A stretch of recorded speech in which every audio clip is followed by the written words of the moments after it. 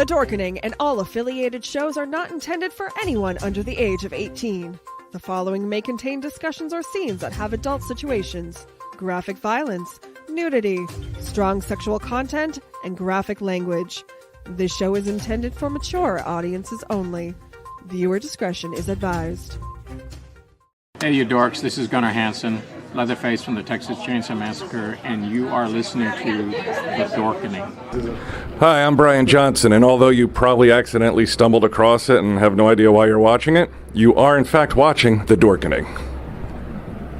Hello, this is Tom Kenny, voice actor, the voice of the Ice King on Adventure Time, and SpongeBob SquarePants. Meow. Oh, Gary the Snail, too. Hey, guess what you're filling your eye holes and ear holes with? The Dorkening! Oh, I love The Dorkening. Very popular in Ooh. And Bikini Bottom. Hi, I'm Lou Ferrigno. You're watching The Dorkening. And you know what? You don't like me when I get angry, so don't get me angry. You better keep watching The Dorkening. Hey guys, this is Felissa Rose, and you're watching The Dorkening. Hey guys, it's Courtney Palm. We're shooting Death House, and you're watching The Dorkening. This is Anthony Michael Hall, and you're watching The Dorkening. Stay tuned. My friend's going to show you what entertainment's all about, baby. The Dorkening. Everyone thinks because you're a zombie, you don't know good coffee. Well, they're wrong. There's only one brew that gets my seal of approval. Deadly Grounds coffee is my guilty pleasure. The aroma is so intoxicating. It brings all of my neighbors out of the woodwork. Deadly Grounds coffee. Coffee to die for, and zombie approved. It's good to get a little deadly. Use the front door! Oh, they're so disgusting. Welcome, everybody, to yet another live episode of the Shark Bites podcast.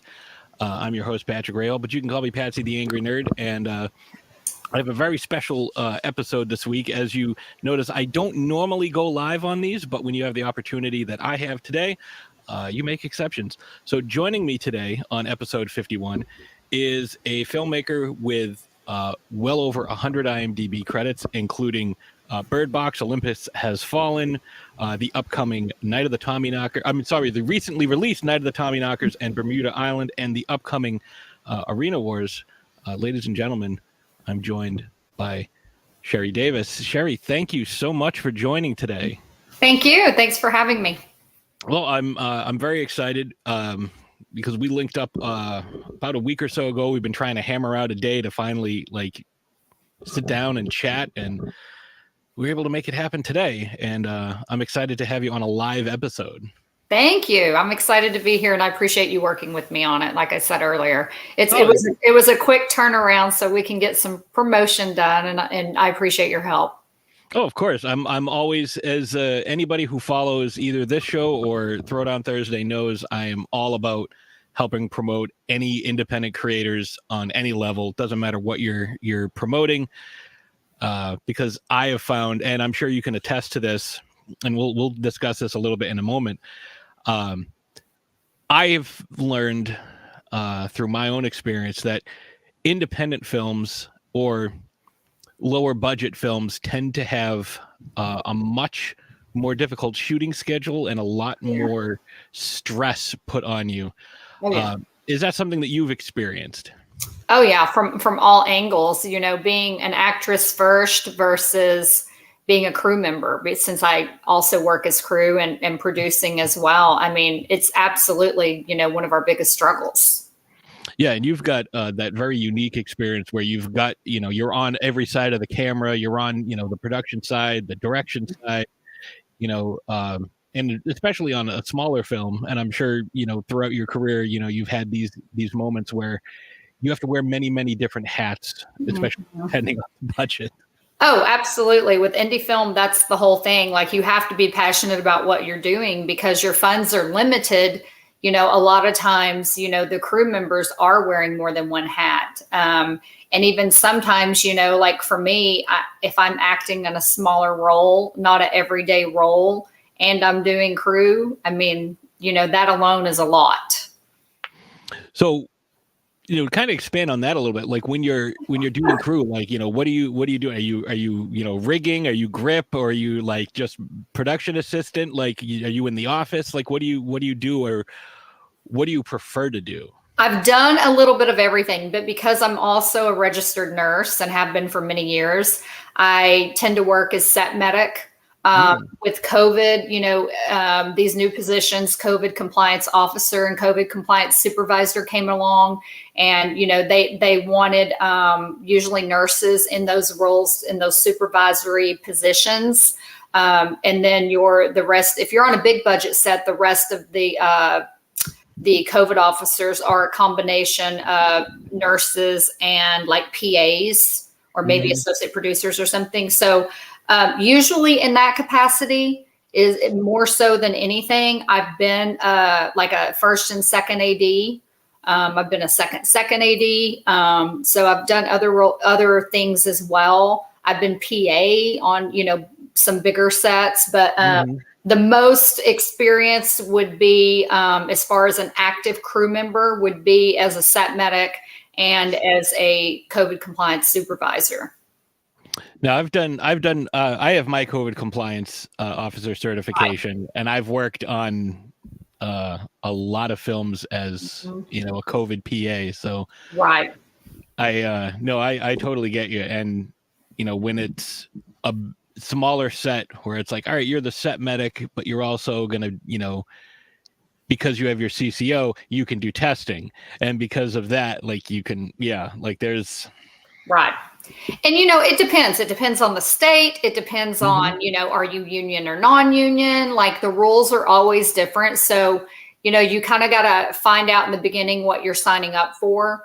I have a lot less of a role when I'm a big budget set because I get to only focus on my role. So when I was COVID officer on like The Masked Singer, what was good was, I was only there to focus on what I needed to do. And I was having to sit in an office and track the testing and things like that. And other times I'm helping with the associate producer, like a crime show I worked on. I'm in an office with the associate producer, and we're trying to get, those people like, hey, you're supposed to be testing, and you didn't show up for your test. And this, fun. we were just getting to open back up, and we were dealing with high numbers. And, and then, so the training that I had to do for all of that and dealing with the LA County, things that are required by LA County, and then being a nurse, the added responsibilities I have for reporting and tracing and things like it was not something you could wear more than one hat because you were working from the time your eyeballs open to the time they shut, Yeah, because, most folks think, all right, you're on a film set, depending on your role, maybe you're there 10 hours a day if you're the director, maybe it's 10 hours.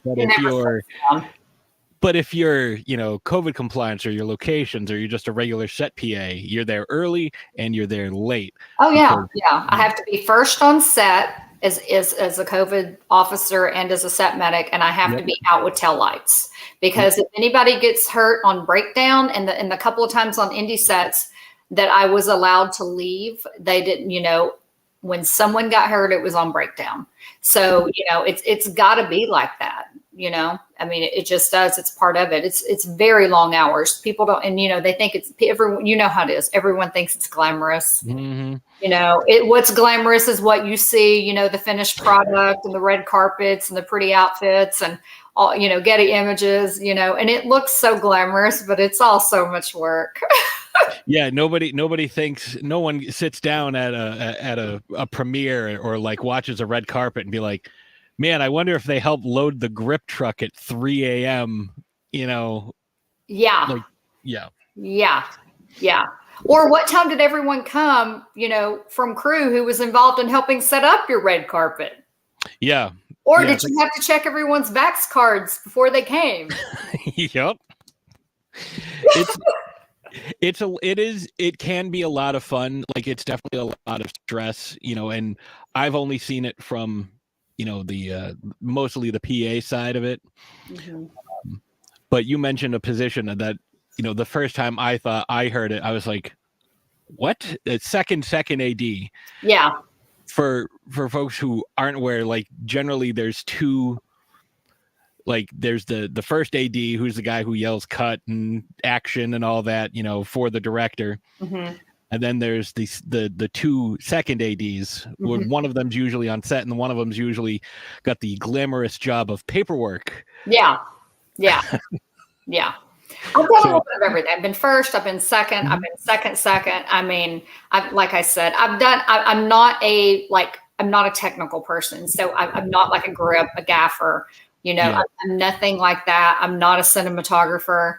I feel like I wear enough hats. I've thought at times that I wanted to learn like cinematography and editing, and I should learn more editing being an actress and doing my auditions and things like that. But honestly, it's like, man, I've only got so many files in this brain, you know, now. So, and I save that for my lines. Honestly, I save that for my lines and keeping up with my, my nursing licenses in various states that I carry them. So, just keeping up with all of that, the CEUs and things like that. There's just always something, you know? So yeah, that's enough hats. Yeah, no, I definitely agree. Now, is there, you know, that kind of covered one of the questions I was going to ask, you know, is there something that you'd want to do, but you know, you covered that. So if you're not directing, you're not acting, what do you prefer to do on a set? I mean, I prefer acting by far. Acting is number one, my favorite. Second, I love directing, and I will probably continue to do more and more of that as we go along. I seem to be pretty good at producing, I've discovered. So like, I'm not a part of PGA, and like I was talking to Michael and Sunny Mayhall, and I was like, you know, that's one of my goals for this year is to join, if not this year, next year, you know, to join PGA. So I'm really focusing on my producing a little bit as well. Everyone, you know, including my ex, who I'm still good friends with, everyone's like, you're a producer, like everything about you. And, you know, my management background, my, you know, being a single mom, managing this and a career and everything, I think producing comes pretty natural to me. The most difficult side of producing is when you're fundraising, if you're trying to get funds together. That's a struggle, as you know, for indie film, of course, for any film, but especially for indie film, because, you know, like we said earlier, I mean, it's just, you've only got so much money to work with and so many days. You shoot so quickly and so many more pages than you do on those big budget sets. So as an actress, it's challenging as well, because you are memorizing more pages. You know, I think about those soap stars, as we call them, soap. I still call them soaps. Daytime dramas is what they refer to them, or like them to be called. But I think about those, and, you know, like I was watching like the 50th anniversary they just had for Young and Restless, and like Eric Braeden was saying, the most he's memorized in a day was 60 pages. And that's too much. And that's the thing, like my friends who have worked on daytime dramas, that's what they say all the time is like, that's the thing you have to be able to be good at as an actor, is memorizing lines. And I think as we get older, our memories, they do. Unfortunately, no matter what you do, it's just part of the aging process. And I'm always very honest about everything. And so, you know, used to, I could read my lines, I could write them down a few times. And then it was like, I'm ready, let's go. Turn the camera on, baby. You know, because the acting side of it is not in any way a struggle to me in any way. Like, I mean, I feel confident in that area. It's now like, oh, wow, I have to shoot 18 pages today, you know, and that's when I'm kind of like, oh, shit. Is there any way to break that up? Or can you like shoot one of my scenes, then do another, and then we do that next scene, you know, if it's a different setup? Is there any way of breaking it up? You know, I mean, because, you know, you've been on sets. Like, I mean, I'm very realistic about it. I mean, oh yeah, there's just times that you're just like, you know, at some point your brain just goes, whoa, you know, because it's not oh, we lost each other. You're back. But theaters, I feel like theater is so different because, you're doing that same thing over and over and over. And that's completely different than you've got one time when you're working, when you're working television, it's one time. You're not doing that over and over and over, maybe a few takes, but you're not doing the same show every night after night. So right. Different, if you're doing it every night, the more you do it, the more it's going to stay with you, obviously. But when you go from this show and then you go to that show or this movie and then to this movie, then it's very different, especially if you're working these indie sets where you're shooting so many pages in a day. Yeah. And I can't imagine 60 pages. Like I can't imagine 18. No. Like 18 my brain would go.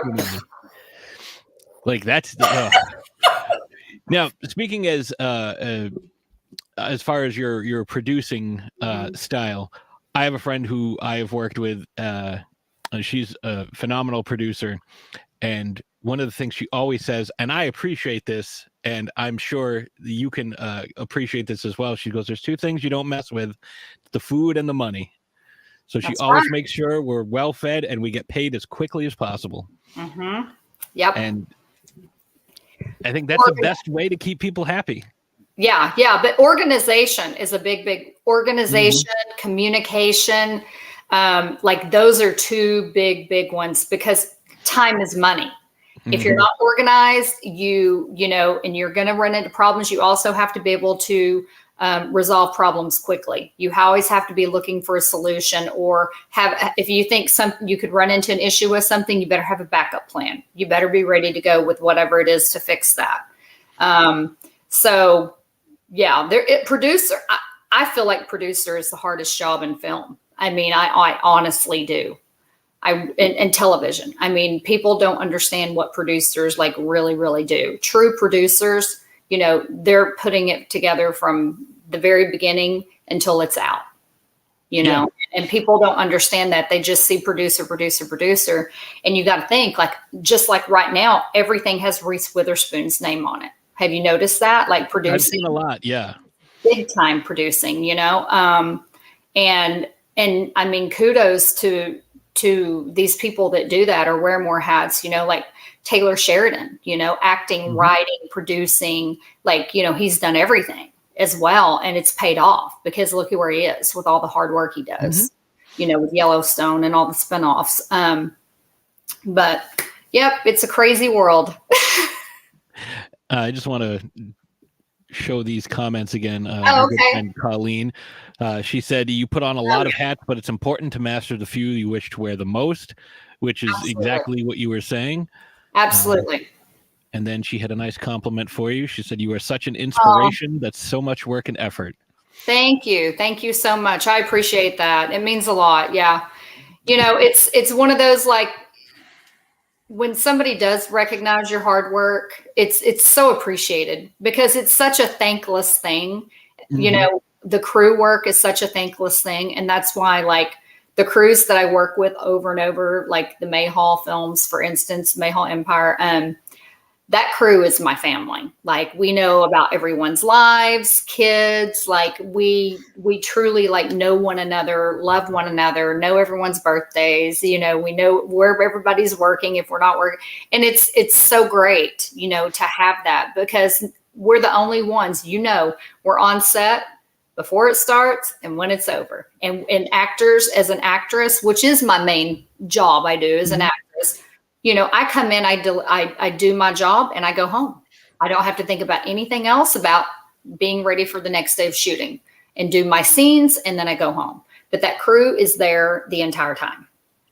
And I can definitely speak to the fact that, when you have a good relationship with your crew, that's when you bring out the best in them. Cause I've been on sets where I've had people geez, I'm doing my job, but the director is not inspiring me.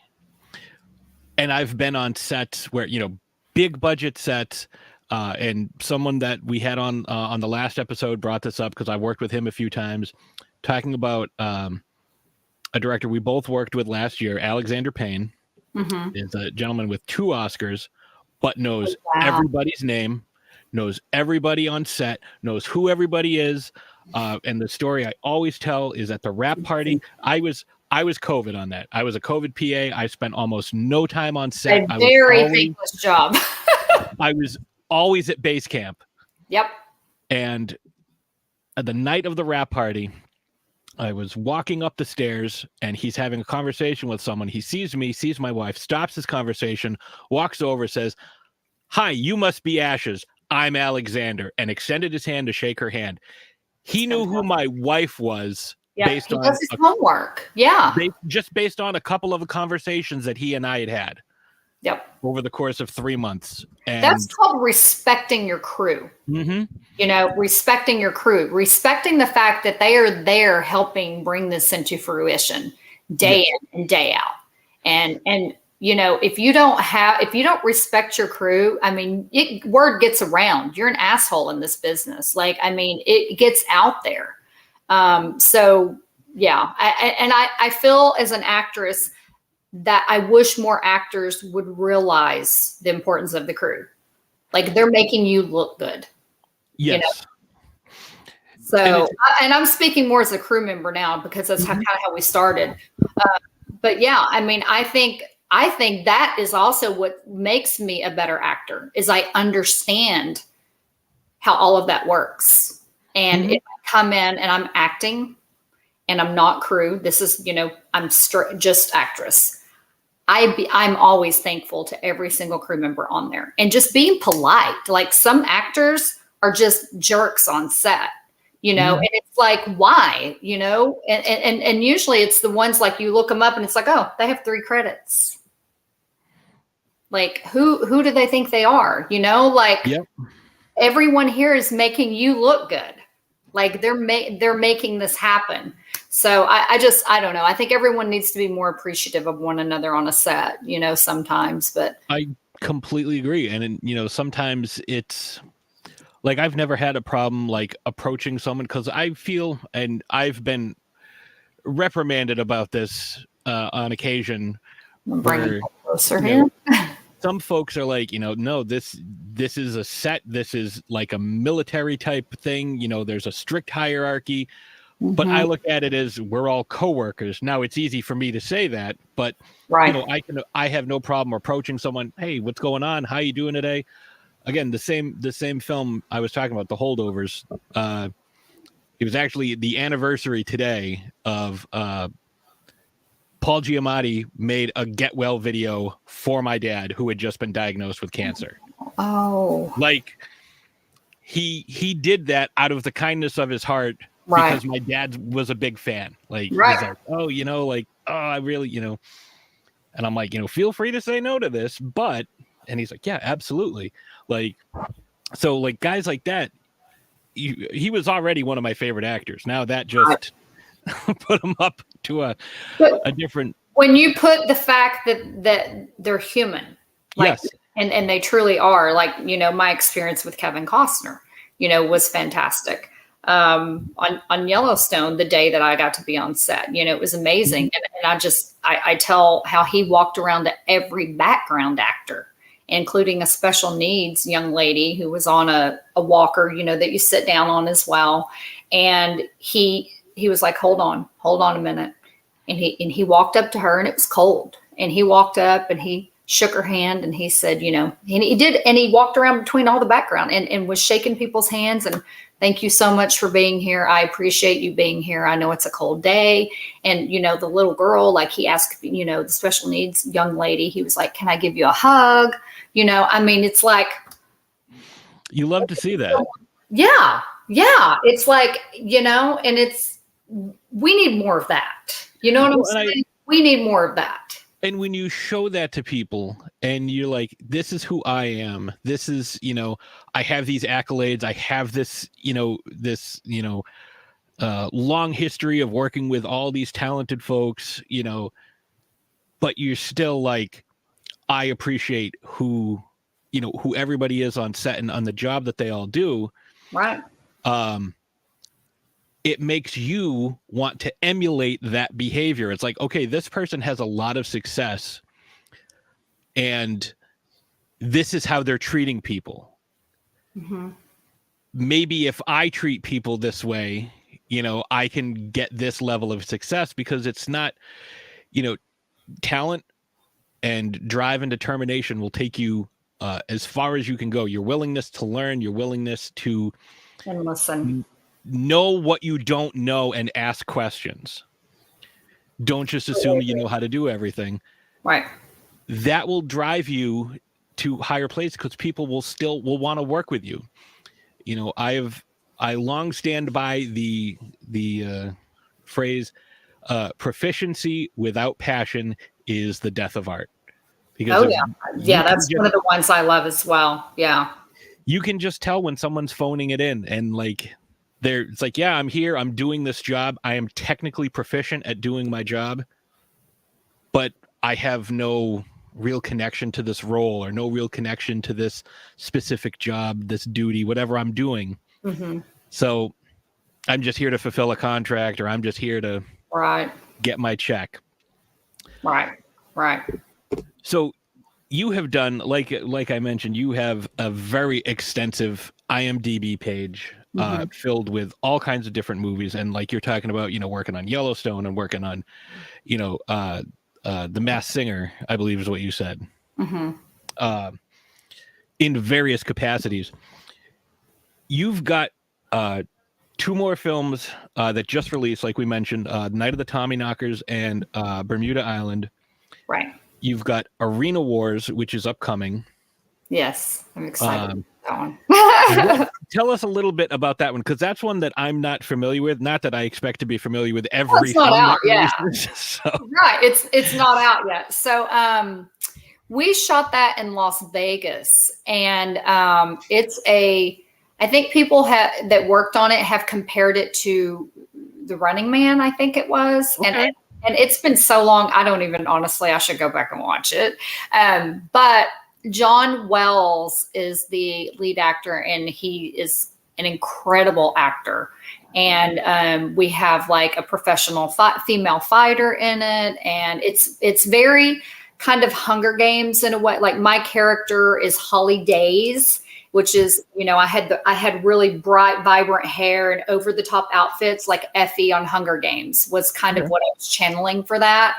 But, she was so over the top and outrageous. And I got to, walk onto this big stage where they were going to fight it out and be like, hey, bitches, and just be over the top and crazy with outfits and just fun makeup and things. Like I said, it was very Hunger Games for me, so it's fun. It's a fight to survival kind of movie, good and bad. And it's one of those, like, I could see a sequel being done, honestly. There are things that have been done like it, but to me, honestly, like, I've watched all of and I work with, Michael and Cindy Mayhall all the time. And to me, everything I've worked on and everything I've seen them do, Arena Wars is by far my personal favorite. Like, Tommyknockers is fun too. Night of the Tommyknockers, Richard Grieco is the lead and one of the stars of that one. That's fun too. Horror Western is a great thing to mix. I love both of those. So you put those together and I'm just like, hell yeah, I'm on. Like, can I ride a horse? Can I shoot a gun? Being from Texas, and I haven't got to play that aspect yet. I didn't do that on Tommyknockers. But Arena Wars, I'm really excited for that to come out. We had a lot of fun, and we had a lot of people on the cast, but it was a great cast, and a great story.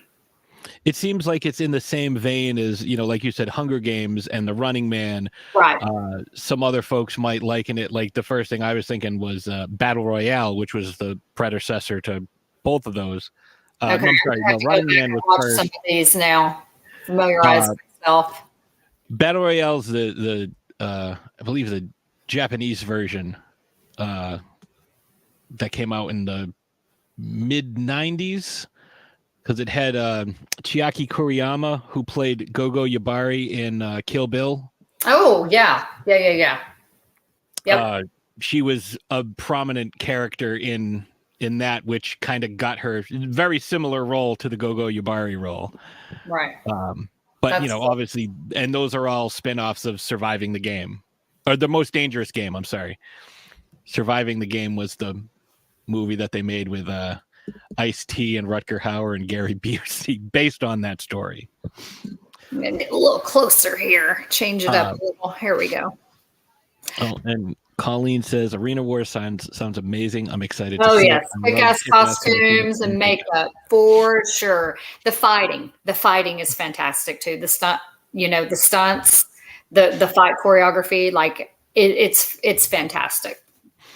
So, is there somewhere that you have not yet filmed that you would like to, and what has been your favorite location to work in? Whether you were, regardless of your role, what was your favorite place to work?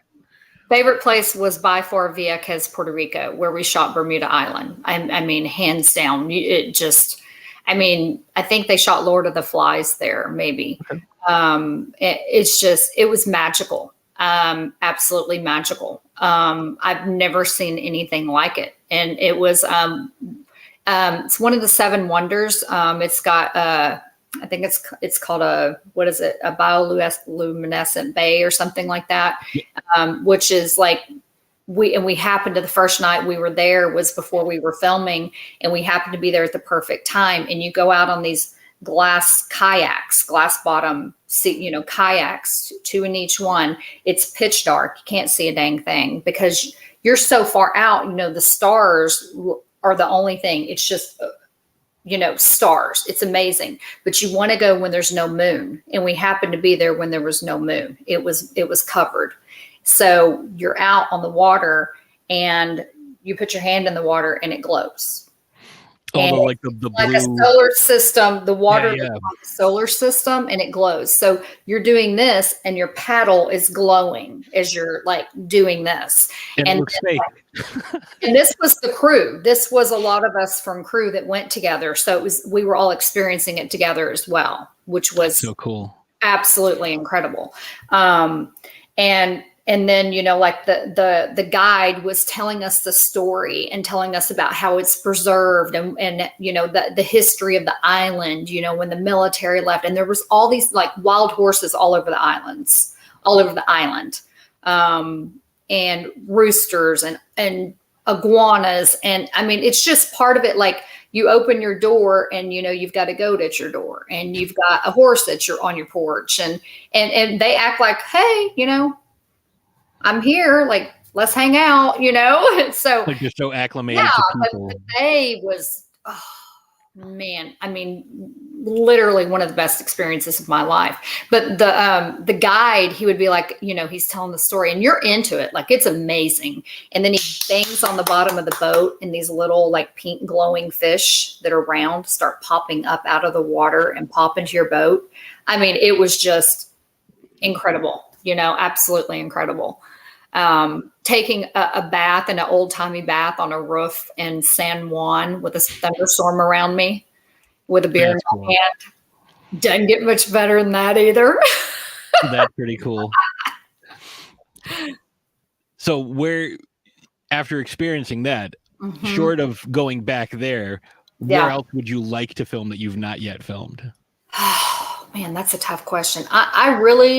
I love nature. Like I love nature. Probably, I'm definitely more for the tropical, kind of thing. So not like Iceland or Norway or anything like that. No, I'm not so good on the cold. I have a film, that you and I were secretively talking about with one of our people. We'll bring up in a minute. I have one that we're going to be filming in snow.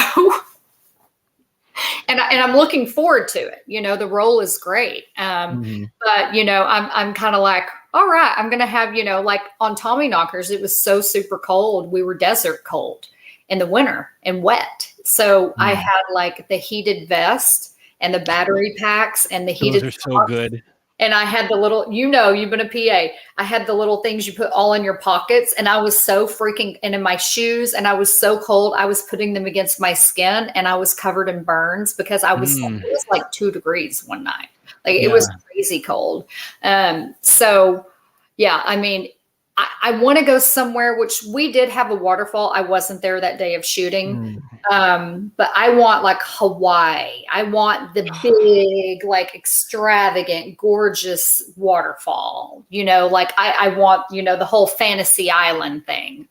Like I want to film somewhere like that. I want to go to. I've only worked in Massachusetts.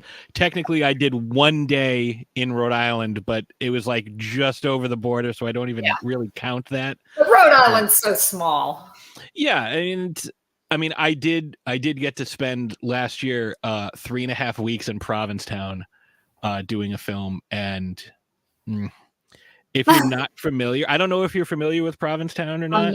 I'm not as familiar with the Northeast coast. It is the very tip of the arm of Massachusetts. Okay. And it is so when all the states around here, when they were first getting settled, one of the rules was if you were to incorporate a town, you have to build a church in the dead center and then build a town around it. Yeah. And the first town to not do that was Provincetown, Massachusetts. And they've been bucking trends and breaking norms ever since. Gotcha. So if you want to see a drag show, that's where you go. Oh, yeah. I got you. Yeah. I would say the other one would be like, I loved like Black Hills, South Dakota. Like Deadwood, like that area, that Black Hills area, like that was like so stunning to me as well. But I mean, I'm dying to work on a full-on out Western, so like I know Arizona's a big area that they shoot a lot of the Westerns now. Like that's another type area or location I want to do. But my favorite thing is tropical. I would love to film in like Italy or Greece, as well. Because and it's not just the beauty of it, but it's the history. Yeah. The history and the kind of, being built on water and just the whole, that part of it. And, I can do cold. I love snow. I spent 2 months of COVID, when everything was on shut down up in the Big Bear area in a cabin with my daughter. And I love snow. I love to look at it. I love to be in a cabin. I grew up camping and doing all of those kind of things. So I can do it. It's just a matter of, I don't love being cold. I don't mind it. I'm used to it, being from Massachusetts. Yeah. I don't mind, being, I tend to be more at ease when it's like, I'm wearing shorts right now. Yeah. When it's about 50 degrees, I'm like in my glory. But like some of the weather that we have up here, like I describe it to folks who've never been here. It's like, have you ever been in a blizzard and had a thunderstorm at the same time, like lightning and thunder? And I have. I just did that in Flagstaff and was stuck on the highway all night. Yeah. Yeah, it's not fun. It's not fun at all. It's like Lewis Black said, they didn't have weather like that in the Bible. But if I could film anywhere, there's like a couple of places like I'd love to see the pyramids. I'd love to go to Hawaii. I would love to film in, say, England. I'd like to see some of the historical stuff in England. Stonehenge, Loch Ness. All that stuff in the UK. Yeah. Like that'd be great. Colleen jumped in. Colleen said, Portugal has those crazy colorful castles and wild forests. That's a cool one too. That would be a cool one. I have to work on getting my passport first. I haven't even been to Canada, so I'm getting into this very late in the game. I only started doing film about 1.5 years ago, so I'm very late in the game. I turned 42 in a week, so. Hey, you know what? You've only got one life. It's like you want to do something, you have dreams, you have goals. I mean, you're the only person that can make it happen. Right. So it's never too late. Never too late. I came into this later in the game too. I mean, being a nurse, being a single mom, I'd worked in the oil industry. I had, oil oil. I've been a medical device and pharmaceutical rep. I've been a nurse. I've owned a med spa. I mean, I've been a, bedside nurse, for 20 years. So I've done home health. I've done hospice. I've done a little bit of everything, I feel like. And, the thing is, when I kind of feel like I'm getting burned out on one, it's time to move on. It's time to do something else. Like you were kind of talking about people, it's almost like you come in, you clock in, you leave like a robot, turn around and you do it over and over. And I think people, to make a change, like if you're so miserable in an occupation, for instance, I understand if it's survival, right. Like I think about, my parents, my grandparents, generations above us. But at the same time, if you're that miserable, you got to figure out a way to get out of it. The definition of insanity, doing the same thing over and over and expecting a different result. If you're miserable, you're miserable in your professional career, you're miserable in your relationship. Sorry, it's the truth. Like you got to figure out what to do to change it, to make yourself happy, because you can't depend on someone else to make you happy. It all starts right here, and that's why me coming into it later in life, like you have, I fell into it by a complete mistake. And then I never wanted to be in front of a camera. My older daughter was a child actor. My ex was an actor as well. I was the person behind the scenes, like, hey, you have an audition. We got to do this audition. Like I did not want to be in front of a camera. Like I was too self-conscious of myself, like way too hypercritical of myself. It's just my upbringing. It was, everyone has those things. And that was my thing, was I'm very hypercritical. My ex would say, quit talking about my girlfriend like that. How I would my wife says stuff like that to me. I'm talking about my husband like that. You got a good one. There you go. That's great. That's great, because, that was life changing for me, having someone like that to say those things to me, because, you hear it enough, you start to believe it.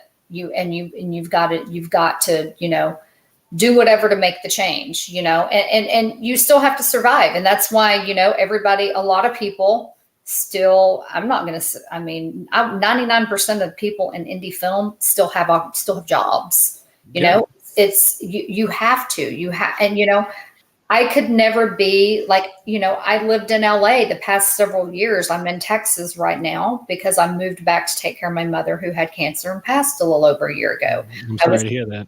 Thank you.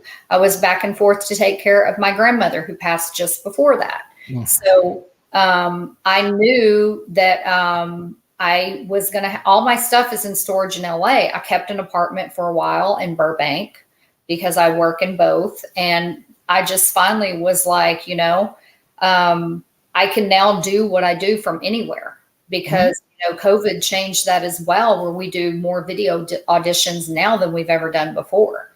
And I fly several times a month, like all the time. But, being able to, the cost of living for the weather change that's now happened in LA, and a lot of businesses being closed and that kind of thing, like, unless you need to physically be there, you don't really have to be there. It's one of those, I feel like now people want to say, oh, I live in LA. I live in LA. Yeah. Or you want to be seen at all these like red carpets and these events and whatever. And what people don't realize is when you're at every single thing there, you don't look important. You're always, everyone's like, oh yeah, so-and-so is going to be there. They're always there. Oh, but guess what? We haven't seen Sheri Davis in a while, and she's coming tonight. Like, and I'm throwing it out there, not like I'm anybody. I'm just using that as an example of, right. It's like, the big actors who don't show up at every event. If they can be there to support their movie or someone in the industry they're really good friends with, they're there to support. But otherwise, they're out working. They're out hustling their next gig or getting ready for their next gig or on a production or spending time with their family because they know they're about to be gone for 3 months on a movie. Right. And then it's kind of like, how, every few years, Daniel Day-Lewis will emerge to grab another Oscar. Like, when one of his movies comes out, it's like, oh, okay, let me I got to make sure I check this out, because he's not someone that's, in everything. Right. Not that there's anything wrong with getting consistent work and just, like, I love these projects, I want to work on them. Sam Jackson is in everything, but no one looks at him like, oh God, another Sam Jackson. Like it diminishes the value of the actor, I feel like, as well. If it's something that it's like, oh God, another one of these, like, oh, like they're just like, chasing a paycheck. Yes. Right. Yeah, and I feel like, and that, I feel like that even with the indie world, which I'm mainly in, even with that, we have some of these guys and gals, actors who were super famous at one point. They were A-listers. Or high B-listers. And now they're on every indie film there is over and over and over. And it's just like, oh, I have so-and-so name on my film. But guess what? That person's on 20 indie films this year. And and that, and to me, it's great to work with those people, but at some point we lost each other. We're back. We're back. Let me see. Let me close this little window. So there's that too. But again, you have to survive. They're not working these big films anymore, or these big television productions anymore, and they've got to survive, and they've got to keep their SAG, up to date and that kind of thing. So it's just like any other occupation. You got to keep working. Yeah, I mean, and I don't begrudge anybody. It's like, again, if it's something that you would enjoy, I mean, like you have, the one guy that everybody brings up who I would love to work with because I'm a huge fan, Nick Cage. Everyone's like, oh man, it's like he was in a ton of movies the last few years, but like a lot of people skip them because they just have this preconceived notion, and it's like, oh, I'm not gonna go see that as Nick Cage, and I'm like Academy Award winner Nick Cage. Is that who you're referring to? Like he had, for every like Willy's Wonderland or, Mandy or Color Out of Space, like these wild psychedelic trips, and even like Willy's Wonderland, which if you haven't seen it, it's amazing. He doesn't speak a word throughout the entire film, but he's still so good in it. But for every one of those, you get Pig. Like Pig was maybe his best movie ever, and I'm a guy who really likes Nick Cage. Okay, now it looks like we lost each other. Oh, that's no good. Let's see if we can finagle something. I don't know if I did something on my end, or let me take a look. Oh, we lost her completely. She'll be back in a moment, I'm sure. So yeah, to kind of touch on that while we wait for Sheri to come back, there are a lot of times where, if it's just something that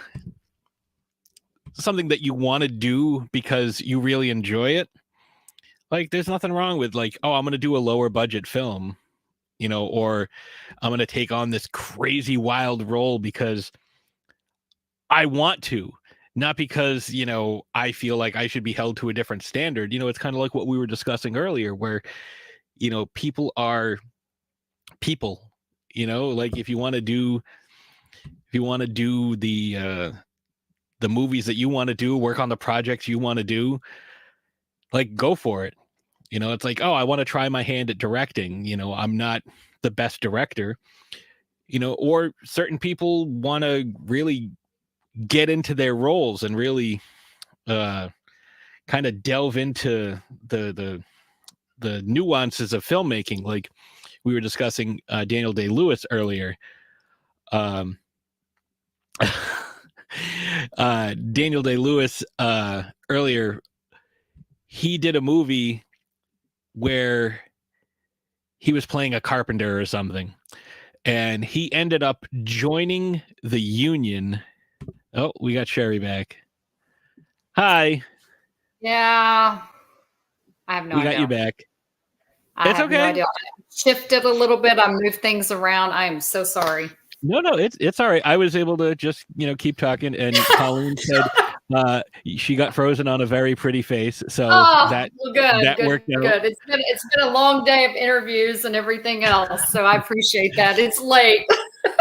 No, I was just saying how when you're working on doing all kinds of different things, like Daniel Day-Lewis for one of his films to really get into the zone, ended up working as like a set builder and like joined the union so he could like construct sets, and stayed in the union and paid dues for 20 years.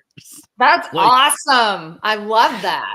Like, that's such a cool story where it's like, you wouldn't expect that, and again, it's, like, yeah, I'm a big Hollywood hotshot, but like, you know what? I really want to do this low budget, like monster movie. Like, this is going to be so much fun. Like, oh, I'm going to get killed by a vampire, or I'm going to get eaten by a, piranha.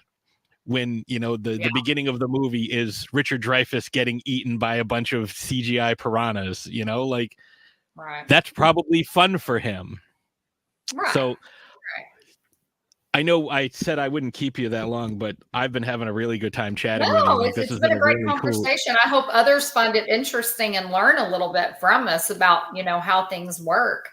I mean, I'm one of those. It's always interesting to me to sit back and watch others talk about something and learn things like this. Oh yeah. My wife and I just went to a barrel tasting at a couple of different vineyards in New Hampshire this weekend, and some of the conversations we had with some of the winemakers was like, wow, that's really cool. Like, I didn't know you would do that. Like, she's a biochemist, and I work at the lab with her when I'm not, on a set. So like, hearing them talk about like, oh, well, there was too much oxygen. It was 5 nanomoles per deciliter. And it's like all these people sitting there going, and it's like, nanomoles. Yeah, we talk about those all the time because that's how we measure our peptides. Like, that's like me with microbiology. Like, I almost changed my major because I love microbiology so much, right. And that was one of my favorite instructors in my entire, as a student, that was one of my favorite instructors, as well, was my microbiology teacher. So, right. So you'd be right there. You'd be like, oh, 5 nanomoles per deciliter. That's pretty good. And it's like, well, we got it down to 0.0005 nanomoles per deciliter. It's like, whoa, and that's like a 10,000% decrease. Like, that's amazing. Like, the medical world, it's like when we're speaking to patients or we're speaking to families, like and it's not, people say dumb it down for me. It's not dumbing it down. It's just, we all have different fields of expertise. Right. And it's like, speak in speak in layman's terms, just speak like, we all have our expertise. Like, I'm not a computer whiz by any means. That's my weakness, like I said. But, it's just cool. We all do different things. Exactly. When I used to work as at Target in the electronics department, and I'd get these older folks coming in like, I can't figure out how to do this and that. And it's like, it's a generational thing. Take a teenager, plop them in front of a typewriter or a rotary phone and watch them struggle. Yeah. I'm like, oh yes, it's just generational. That's all I'm it is. I'm a child of the 80s. So for me, the waiting on someone to call and you didn't know who it was going to be, and get off the extension. Yeah, my grandmother, my granny, my great grandmother, my grandmother, like, they had party line and they would get on and like listen to each other's conversations. It's like, all the things we did, taking off on our bicycle early as you could get up Saturday morning, and we would go 12, 15 miles away to the towns beside us and get a damn icy, or because we were in such a small town, we didn't have anything, or go to the park or go to the zoo or whatever. And the rule was just be back before the street lights are on, and you're pedaling as fast as you can, trying to do it. And you didn't have phones. You didn't check in. You're just gone. Yeah. You could be dead. Parents wouldn't know. They didn't care. They're like, they'll be back, whatever. Time. Right. It's a different time. So yeah.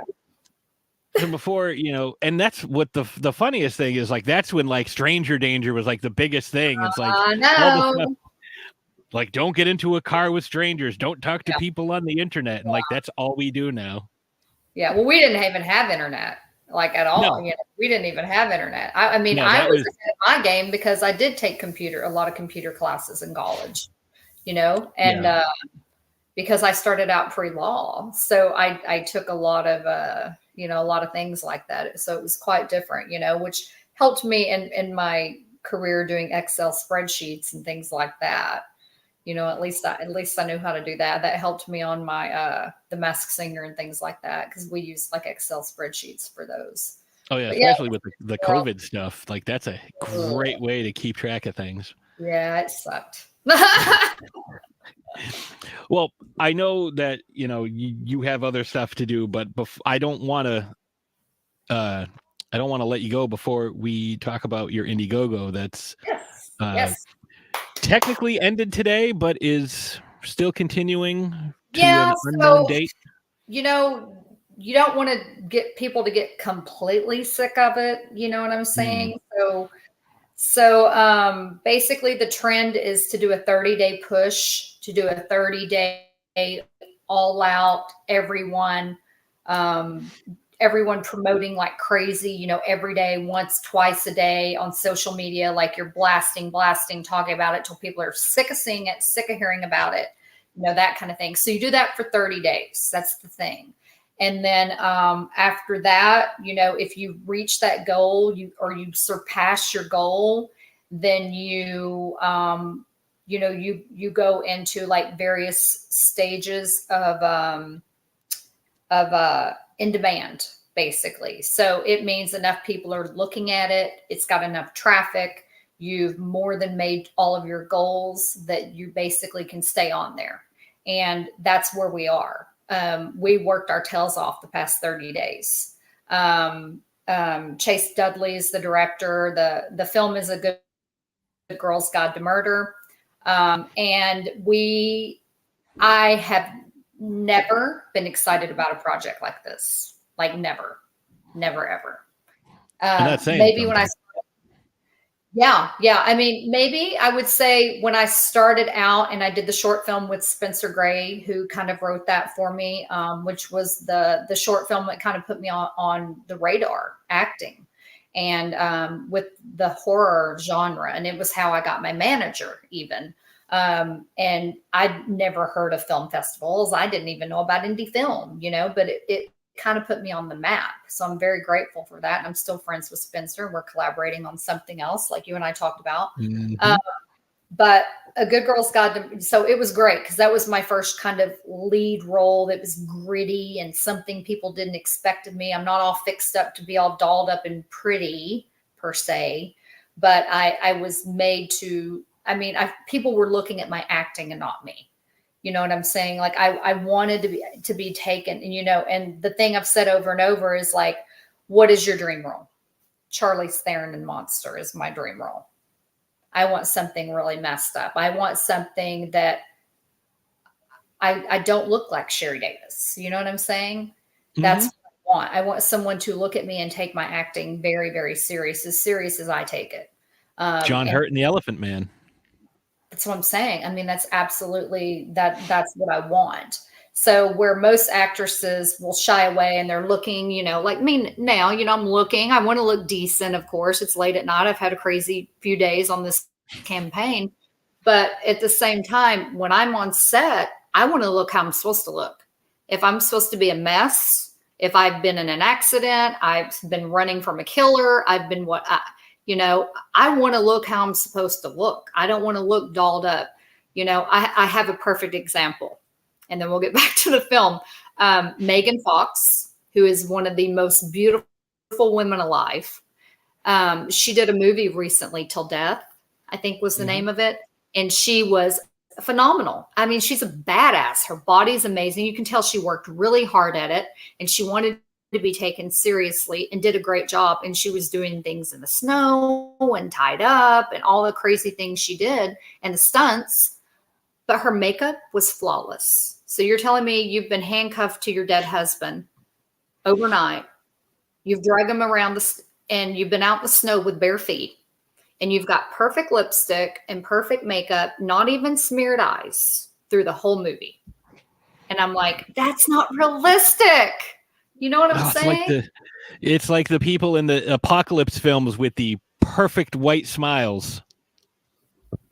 Yeah, dirty up those teeth, baby. I know. But so back to A Good Girl's Guide to Murder. You and I could probably talk forever, like for real. Oh yeah. But A Good Girl's Guide to Murder is, I read the script and I just was like, oh my God, is that lead role cast? Is that lead role cast? And he was like, actually, it's not. Is this something you'd be interested in? Yeah. Dream role. Nice. Role. As far as not Charlize Theron monster, but as far as to be able to show my range as an actress and be taken seriously in the role. So, yeah, we've got a great cast. You know, I play opposite Bill Oberst Jr., who is incredible. It just doesn't get any better than that. As far as the casting that Chase Dudley has done is perfection. So if you look up some of the cast attached and you're like, wow, they only have like, you know, a few credits, which even I am guilty of that. I look at that and I do that as well. But I start looking at someone's work. I start looking at clips and then like Chase shared Ariana Harris, who plays my daughter, Lily. She shared his I can't talk. Blah, blah, blah. It's the end of the day. He shared her audition tape, and I said this early on another interview. It was the best audition tape I've ever seen in my entire career. That's amazing. And that's saying a lot because I've watched a lot. I've watched a lot to prepare for acting class, you know, and things like that. So I just, you know, Johnny Shandor that plays young Lily, the young version of my daughter, incredible. She works with Fangoria as well, you know, and one of our favorites, everyone's favorite in the horror, you know, business, Felissa Rose. You know what I'm saying? Felissa's not involved in it, but I'm saying, you know, this is something we're all connected in the horror community. And so the cast is incredible. I mean, just absolutely top notch. Could not have been cast more perfect. Like if you look at Ariana and you look at me, like features, hair color, you know, things like that, it's cast so perfectly. And just the storyline itself is, you know, my character is Sarah. So I'm the mother and the wife. I'm the wife of Bill Oberst Jr. And he's not a great man. Let's just put it that way. And, you know, he plays bad really well. And he's a very nice, very strong Christian man. And he plays bad like you hate him when he plays bad. You know, I've seen him play a rapist in a movie and he was terrifying. But to know him personally, and he is the sweetest, kindest, gentlest man. So this is going to be one of those roles. He is not a good man. He is not a good person. My character, Sarah, she comes from a very predominant family. And basically, you know, what Bill has done to her and the things he's done is now continuing to their daughter. And it's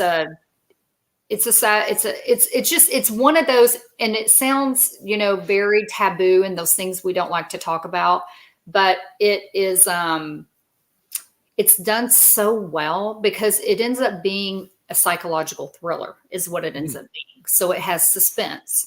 It's got twists. It's got turns. It's got, you know, those horror elements to it as well. And I love movies that aren't linear. They kind of go back and forth. Because honestly, I get bored really easily and I do have some ADHD. So I need something that's going to hold my attention. So the way it's written, I like how it's written. You know, it kind of one of those that starts out with something happening and then the story pulls it together and then you pick back up. And I love like a Tarantino or like a Guy Ritchie. I love movies like that. That's what I need. That's the kind of stuff I need, you know? So it's done like that as well. And then, you know, it shows like my character going through her journey, her therapy sessions, you know, and it's just the way it's written is just so well done. And the casting is so great. And then Chase and Samantha Dudley, you know, who is the director and the main producer, you know, they're a married couple and they complement one another so much because Samantha is that She's your full on producer. She is a producer who is well planned, well organized, understands every single thing from the budget to your food, like what you're talking about. Like she's like, we don't want people eating crap food. We don't want people eating unhealthy. They're going to crash. They're not going to feel good. It's going to cause, like, she thinks everything out. You know, she made sure she did what she was supposed to do. Who has the allergies, food allergies? Like we have the shoot, you know, we're not shooting until June. We have a full shooting schedule. We have, like, things can be tweaked, but like everything is done at this point already. And we're in March. So she's fantastic. And then Chase is like, he's funny and he's, you know, very personable and he talks to everybody and, you know, and, you know, he's been the one talking. He and I have both been like talking and mainly doing the fundraiser has been me and Chase.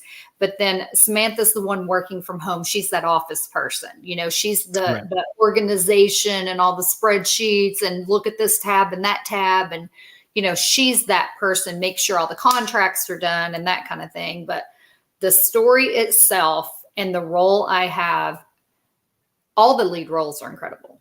For every lead actor in it, these are all dream roles.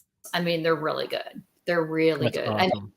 And everyone gets to show their acting range. It's not a like, here, we're going to go out, we're going to do this and A, B, C, D, E, F, G, and now we're done. You know what I'm saying? So, and then Chase's films, he likes to draw, he likes to talk about a topic and he focuses on very important things. Like he has a film, you know, it talks about human trafficking, for instance, you know, so he chooses different topics like that. So he's always trying to like draw attention to this is a problem and these things happen. And these are things we don't talk about enough. And this is what can happen if it's not dealt with, kind of thing, you know? And I think about I Spit on Your Grave because it is kind of a revenge story. Okay. You know, so we'll just leave it at that because, you know, you don't want to give away the whole thing. No, but you've given me enough that, like, okay, you know, you had me at psychological thriller. Yeah. Like, that's my wheelhouse. You know, like one of my favorite movies ever is Silence of the Lambs. Oh yeah, absolutely. Yeah. And it's the fact that you never have to, you know, I think the most well done films and television shows don't even actually show you anything. It's what they put right here.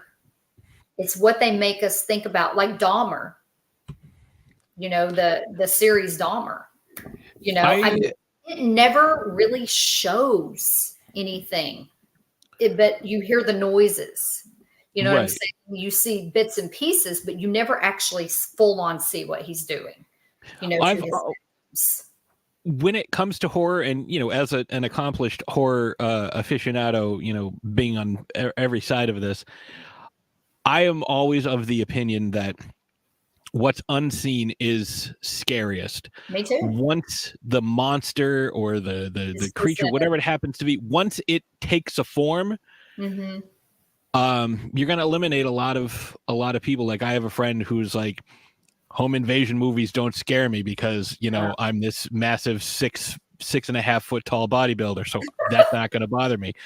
But, you know, it's like, oh, you know, here's this thing that's been chasing somebody through the woods for, you know, the first 85 minutes of this movie. And now we get to see what it is. And what is it? It's a spider. I don't care.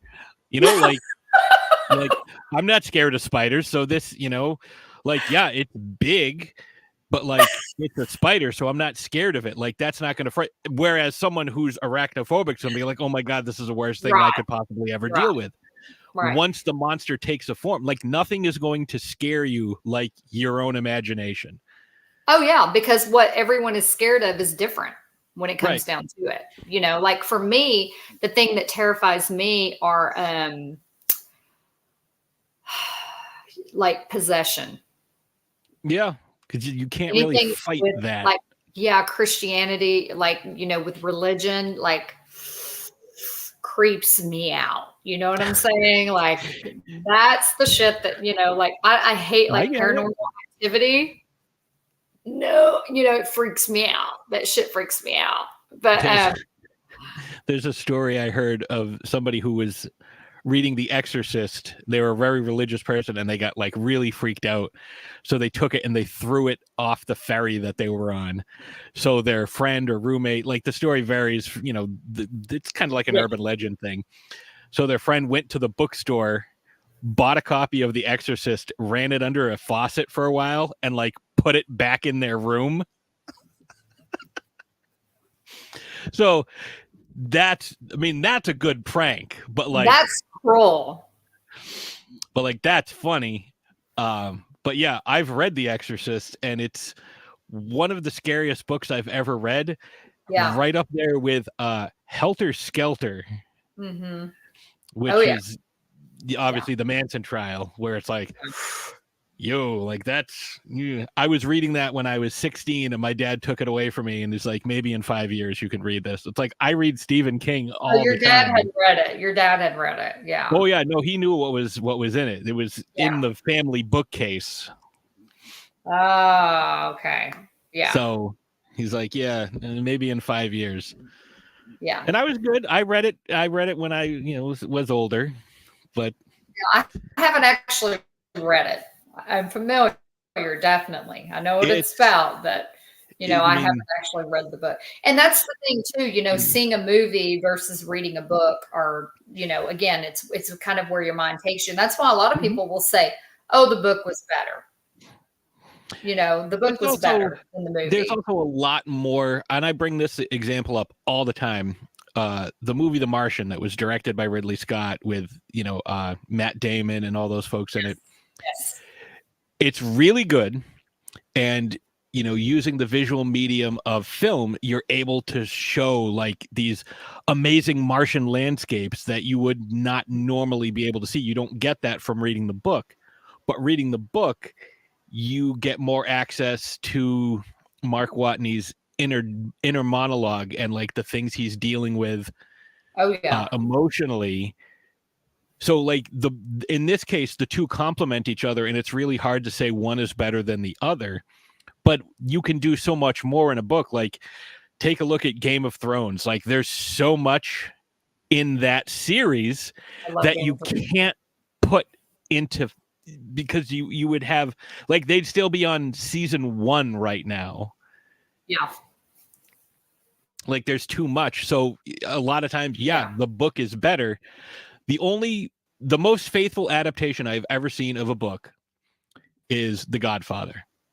Like it's almost beat for beat the exact same thing. I mean, it's just, there's so much more you can do with a book because you're not limited by a budget. I know. It's true. It's true. But, so to go back to the campaign, so the official 30-day push for the campaign is done because we know people are tired of seeing it on our social media, that kind of thing. So at this point, what you do is it's in demand, because we only set our original goal for like 15,000 and we surpassed that pretty quickly. Last I looked, we were about 38,000. Yeah, it's about what I saw today. About 38,000. So, we have a number that, we just kind of keep amongst ourselves. Like, we know what we really would like to have to make this film the way we want it to look, because as you know, you think things come up throughout the shoot that you don't expect. You can have someone get sick, you can have a delay, you can run into a location issue suddenly. I mean, there are just so many things that can happen. Or maybe you get so off on your time that you need an extra shoot day, or you need to make up because something happened to, the footage of this or the sound on this or whatever. Like, you have to prepare for those things, and it takes money. It takes money. And even with all of us being indie filmmakers, we're very creative. We know ways of doing things a little less. But the thing is, this is not a group that wants to do things for less and the quality be affected. We won't do that. Like, we won't. We have enough. We can make the movie, but we really need more. Like, we really, really need more. And, we have, we have some people that'll come at you and they'll be like, how can you make a movie for this? And you look them up and it's like you have 5 credits and they're all short films. Like, it's because, if you're all sharing in the project and that it's going to be distributed because we already have we already have an agreement, and it's going to be on video on demand. So yes, it takes a while to actually truly start making any money. It takes about 2 years to start seeing a little bit of a return off of the investment, on a movie. About 2 years after it's released is when you start to see decent, quarterlies, if it's doing well. And, if it doesn't do well, you're not ever making any money, Right. But the thing is, I have put myself every day from the time I wake up until I go to bed every day on answering all of my messages, on watching my emails. I still work PRN at the hospital here locally. When I came back to Texas and to take care of my mother, I went back to work during the peak of COVID doing bedside as well, throw a little PTSD in there from, any nurse, any physician went through working in a hospital, any respiratory therapist, anyone, CNA. So I still work PRN at a hospital. I do a week in a month, and I pick up if I'm home and I have availability, I'll pick up a shift here and there if it's needed to help my coworkers out, because I don't want them working understaffed. It's hard. It's a hard job. It's a lot of responsibility. And that's something that, I kept separate for so long. And that's, again, what we were talking about, the survival thing. I'm not at a point where I really have to do it all the time, but I am definitely where, I still feel a calling that someone's got to do it, because so many have left the profession. You know what I'm saying? I get it. Yeah. So, and it's hard. I don't love it. It's a very hard and emotionally challenging and physically challenging job, but it's got to be done, So, anyways, yeah, there's a lot going on, but my focus is all out on A Good Girl's Guide to Murder, and the Indiegogo is still going on. You can go to I think it's the entertainment section of the Indiegogo, and you'll see it. You can look for it by the title. You can also go to my Facebook, which is under my name, Sheri Davis, and Sheri is 1 R and an I.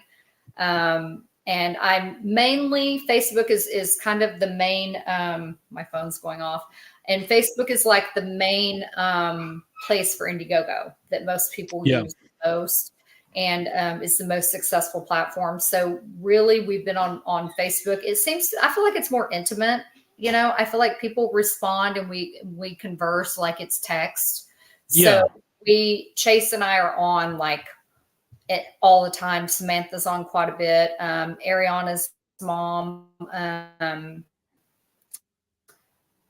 Diane, and then Johnny's mom, Marcella, Kylie, who plays Lily in the fundraiser. And I've not seen a fundraiser that people were so involved, honestly. Actors, the actors being involved, because a lot of times the producers are involved. The producers are the ones busting their asses to get the money. But a lot of times actors don't promote because they don't feel like they have to, Right. But literally every single actor and the parents are all involved in fundraising. Everybody is all about it. And that's why, we asked you, and I posted, and Spencer connected us to start doing, to do kind of the press, the press of hey, you guys, this is what we're doing. This is what it's about. This is who I am. These are the people working on it. We are super passionate about this project. This is a great story. This is not, I don't feel like this is your typical indie film. I don't I don't feel, and again, to have been sitting here and saying no, and to be able to get one and be like, holy crap, mind blown. As I'm reading it, just having to get up and take a breath and pace a little bit and be like, could I really be playing this role? You know what I'm saying? And when I read another version that got sent to me, I thought the same thing. And it's very like emotional because you never know what is going to be the role that just is like, that's it. That's the one. That's the actress that we want. Or, that's the filmmaker, Chase Dudley. You know what I'm saying? And so I feel like it's something that more people would want to watch. Horror is a genre, and not everyone likes horror films. Most of my friends don't. My true friends that I grew up with, people I work with, and in the nursing world, they don't like horror. And it blows their mind that, I've done so many horror movies, and they're like, I'm sorry, I want to support you, but I don't watch horror movies. Yeah.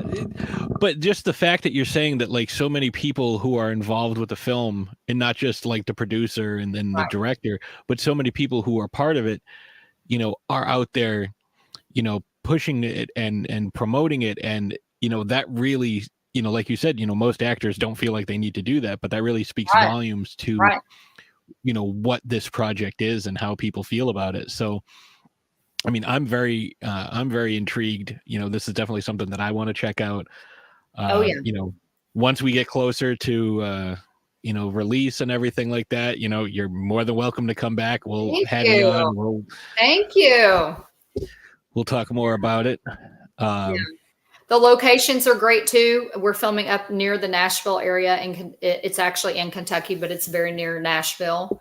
The locations, that makes a big difference with indie film as well. And the locations are top notch. Yeah. Well, I just want to let you know that I had a very a great time chatting with you this evening. Yeah, me too. Me too. All of the notes and everything that you mentioned, all the links, everything that you sent me, they're in the show notes. So you can check the show description. The link to your Twitter, your Instagram, your TikTok, your Facebook, the Indiegogo page, everything's on there. If you're listening to this as the podcast, everything's in the show notes. This has been awesome. I will ask you to just hang around for a moment after we end this, because I want to make sure everything gets recorded correctly. Okay. But do you have anything else you want to close with? Because we've gone almost an hour and a half after I expected. Oh my God! I expected 30 to 40 minutes. Oh my God. No, I mean, if you're not into horror films and you're not into things that are kind of disturbing, I do have some family movies out there that parents and kids will love. It's called Raven Van Slender. They're at Walmart. They're online. They're on Amazon. Raven Van Slender Saves Christmas is probably my most fun kids movie I've ever worked on. I'm a crazy alien character that can speak to animals. I've got a monkey pulling out my hair, and, we do all kinds of fun, silly things. I get a pie in the face. I mean, I'm a serious actor, yeah.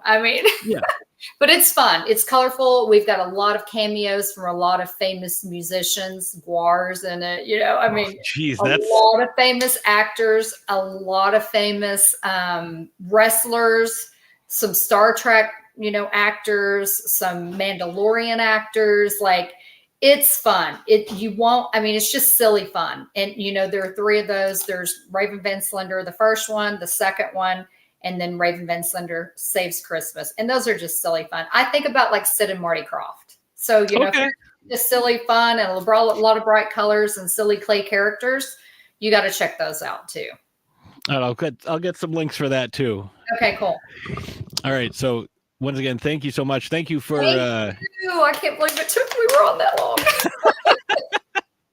Thank you to everybody who tuned in and is going to tune in. I appreciate you all. So we're going to end this, and I will see you folks next time.